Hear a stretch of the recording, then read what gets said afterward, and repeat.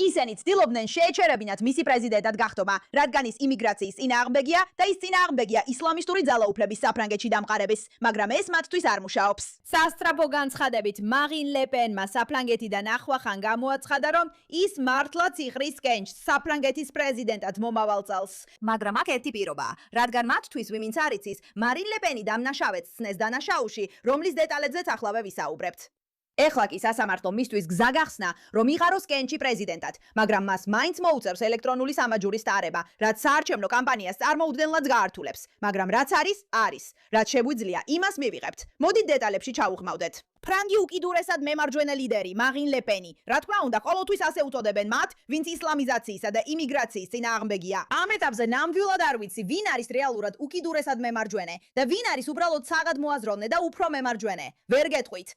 ხანდახან უბრალოდ მეჩვენება, რომ თუ ვინმე ძალიან კაფიოდ და ღიად გამოდის იმიგრაციის წინააღმდეგ, რომელიც ჩვენ საზოგადოებებს მასობრივად იფრობს, მაშინ მას მაშინვე უკიდურესად მემარჯვენედ ნათლავენ. შეიძლება რომ ის მართლაც უკიდურესად მემარჯვენეა, არ ვიცი. და გულთრფელად რომ გითხრათ, არც მაინტერესებს. მაგრამ რაც ნამდვილად ვიცი, არის ის, რომ ამ ქალს აქვს შანსი რაღაცა გააკეთოს ისლამიზაციისა და იმიგრაციის წინააღმდეგ საბრძოლველად. და ეს არის ნომერ პირველი პრობლემა, რომელსაც საფრანგეთმა ეხლა უნდა მიხედოს. რადგან ყველანი ვხედავთ კადრებს, ყველანი ვხედავთ რა მოხდა, მაგრამ ისევ დაუბრუნდეთ ამბავს. მათ სამშაბათს განაცხადა, რომ 2027 წლის არჩევნებში პრეზიდენტად იხრის კენჭს, მას შემდეგ, რაც სააპელაციო სასამართლომ დაადასტურა მისი მსჯავრი ევროკავშირის ფონდების არასწორად გამოყენებისთვის.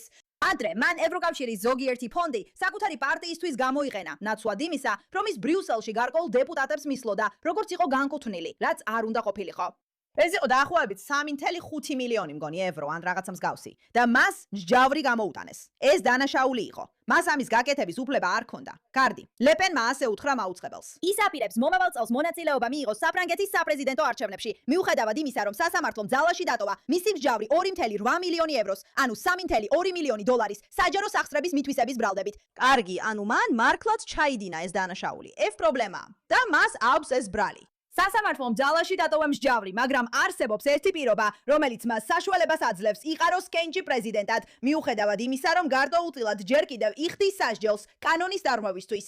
აღარ არსებობს სცენარი, სადაც მე 2027 წელს ვერ ვიყრიდი კენჭს. მან უთხრა მაუწყებელს, სხვა შემთხვევაში დღეს საღამოს აქ არ ვიქნებოდი, რომ გითხრათ, მე ვარ საპრეზიდენტო არჩევნების კანდიდატი. მაშინ რა მოხდა? სასამართლომ დაადგინა, რომ ლე პენმა უნდა მოიხადოს 3 წლის სასჯელი ციხეში. თუმცა სასამართლომ განაცხადა, რომ ამ წლებიდან 2 პირობითი იყო და დაავალა მას 1 წელი სახლში მოეხადა ელექტრონული სამაჯურით. ანუ, მას არ უწევს ციხეში ყოფნა, მაგრამ სახლში უნდა იყოს სამაჯურით. როგორ აწარმოებ კამპანიას თუ სახლში ხარ სამაჯურით? არ ვიცი, მაგრამ კარგია, რომ ინტერნეტი არსებობს. სააპელაციო სასამართლომ ასევე ფაქტობრივად შეამცირა ის პერიოდი, რომლის განმავლობაშიც მას ეკრძალება არჩევნებში მონაწილეობა, მხოლოდ 15 თვემდე. ანუ ტექნიკურად 45 თვიანი აკრძალვა, საიდანაც 30 თვე შეჩერებულია და მას დააკისრეს 114,000 დოლარის ჯარიმა. ანუ, როგორც ეს მუშაობს, როდესაც დანაშაულში დამნაშავედ გცნობენ, სასჯელსაც იხდი. მაგრამ საფრანგეთში არსებობს აკრძალვა თუ რამდენ ხანს არ შეგიძლია იყო მთავრობის წევრი, რაც ლოგიკურია. ადრე ეს იყო დაახლოებით 5 წელი ან რაღაც მსგავსი, მაგრამ ეხლა ეს ვადა შეამცირეს. ეს ვადა 15 თვემდე შეამცირეს, რაც მგონია, რომ მან უკვე ტექნიკურად მოიხადა, რაც ნიშნავს, რომ ეხლა მას შეუძლია 2027 წელს პრეზიდენტი გახდეს. ის აღარ ექვემდებარება 5 წლიან აკრძალვას, მაგრამ კიდევ ერთხელ მას მაინც 1 წელი სახლში უნდა მოიხადოს ელექტრონული სამაჯურით. მან ადრე გამორიცხა არჩევნებში მონაწილეობა თუ მოუწევდა ელექტრონული სამაჯურის ტარება. როდესაც პრეზიდენტობის კანდიდატი ხარ, საჭიროა სრულად თავისუფლად გადაადგილების შესაძლებლობა და ეს ასე არ არის თუ ელექტრონული სამაჯური გიკეთია. ასე უთხრა მან ფრანგულ მედიას გას უკვირას. ლე პენი და მისი ეროვნული გაერთიანების პარტია ლიდერობენ გამოკითხვებში. პირველი ტური აპრილში გაიმართება, ხოლო მეორე ტური მაისში. ისინი გამოკითხვებში ლიდერობენ, იმიტომ რომ ხალხს უკვე მობეზვდა ყველაფერი. და მალე მის შეხედულებებს ისლამიზაციის შესახებაც შევეხებით. მოგვიანებით სამშაბათს ლე პენმა სოციალურ მედიაში ოფიციალურად დაიწყო თავისი საპრეზიდენტო კამპანია სლოგანით საფრანგეთისთვის, ანუ აღორძინებისთვის. ჩვენ დღეს დავიწყეთ ეს საპრეზიდენტო კამპანია, რათა ვიმუშაოთ საფრანგეთის აღორძინებისთვის. თქვენ ხართ X-ზე bla bla bla bla bla. მოდით ნახოთ რამდენიმე მიზეზი, რის გამოც ხალხს ლე პენი არ მოსწონს. ბატონო დარმანინ, უცხოელი ისლამისტები მე მათ გავაძევებ. და თუ მე ვერ გავაძევებ მათ, რადგან ესა თუ ის ქვეყანა არ სურს მათი მიღება, მაშინ მათ მოთავსებას დავიწყებ დაკავების ცენტრში, რადგან არ მინდა, რომ ისლამისტები საფრანგეთის ქუჩებში დადიოდნენ. რადგან მე ვთვლი, რომ ისინი, ისევე როგორც თქვენ, პოტენციური ტერორისტები არიან. თქვენ თქვით, რომ ისლამიზმსა და ტერორიზმს შორის განსხვავება მხოლოდ ხარისხშია. მე ვეთანხმები თქვენს აზრს. მე მჯერა, რომ ისინი ძალიან საშიშები არიან. მე ვხედავ ამ ქვეყანას იმ ქვეყნებში, სადაც მათ ხელში ჩაიგდეს ხელისუფლება ბოდიში. იმ ქვეყნებში, სადაც მათ ხელში ჩაიგდეს ხელისუფლება, ბატონო, ისინი კლავენ, აუპატიურებენ, მასობრივ დანაშაულებს ჩადიან, ისინი ჰომოსექსუალებს შენობებიდან აგდებენ. მარინ ლე-პენი, ბოდიში, მარინ ლე-პენი, ეს საინტერესოა. თქვენ გაქვთ საერთო აზრი? მარინ ლე-პენი. ხოლო მე არ მინდა, რომ მან უმცირესი რისკიც კი აიღოს. ნახევარი საათის შემდეგ თქვენ მოახერხეთ ის თავს არ იკავებს, მას არ ეშინია, ის არ იხებს უკან, ის საერთოდ არ იხებს უკან თავის მოსაზრებებში. რომ მათ slightest აიღონ, რომ მათ შეძლონ. კარგი, ასე რომ რა ხდება აქ? ის წავიდა ლიბანში ვიღაცას შეხვდეს, დიდ მუფტის და მისი თანაშემწე შესთავაზა შარფი, მაგრამ მან თქვა, არა ბოდიში, მე ამას არ ვაკეთებ. მან თქვა, რომ შეხვედრა გაუქმდება იმის გამო, რომ მან შარფი უნდა გაიკეთოს, რადგან ის არ აპირებს რეალურად ტოვებს შეხვედრას. შეგიძლიათ გადასცეთ დიდ მუფტის ჩემს მოსაზრებებს, რომ თავსაფარს არ დავიხურავ. აი ასეა, ის უბრალოდ არ აკეთებს ამას. ის პირდაპირ ლიბანშია და წინააღმდეგობას უწევს. ამბობს, არა, მე ამას არ დავთანხმდები, ამ ყველაფერზე არ წავყვები, უბრალოდ არ მაინტერესებს ეს. ეს ის არის. მე ფრანგების საღაზრს მიუმართავ, რომ მომცეს ერთი მიზეზი ერთი ერთადერთი მიზეზი, რომ ჩვენს ტერიტორიაზე შევინარჩუნოთ უცხოელები, რომლებიც თანამშრომლობენ ტოტალიტარულ იდეოლოგიასთან, რომელიც ფრანგების სიკვდილს ისურვებს.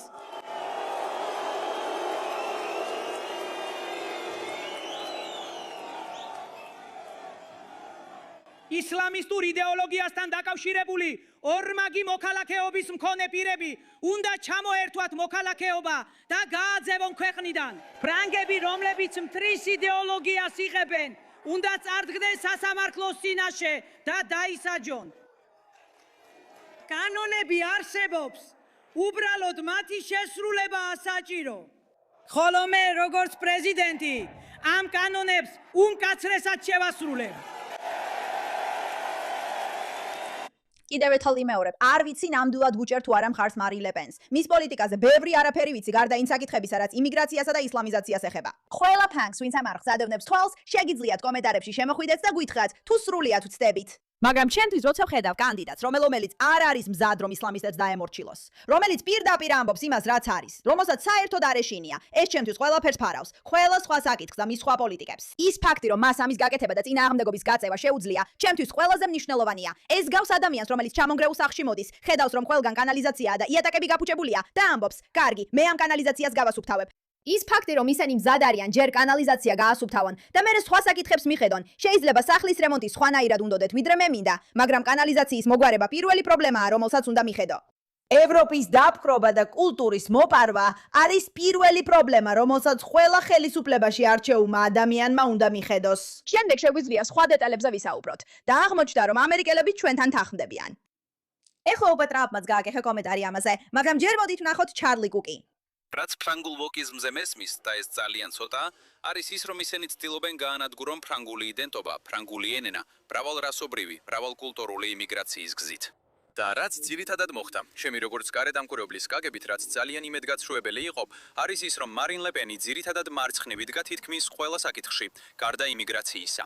და რაც არ უნდა იყოს მიზეზი, მაკრონ სურს საფრანგეთში ამ მასობრივი იმიგრაციის გაგრძელება. და თქვენ იღებთ ვოუკიზმს მასობრივ მიგრაციასთან ერთად და ეს იქნება საფრანგეთის დასასრული, წერტილი და ეს ტრაგედია. იმედია თქვენი ქვეყანა ამას მიხვდება და შეანელებს მიგრანტების ნაკადს, რათა შეინარჩუნოს თქვენი ლამაზი კულტურა. მე მიყვარს ფრანგული კულტურა, მე ფრანგი არ ვარ.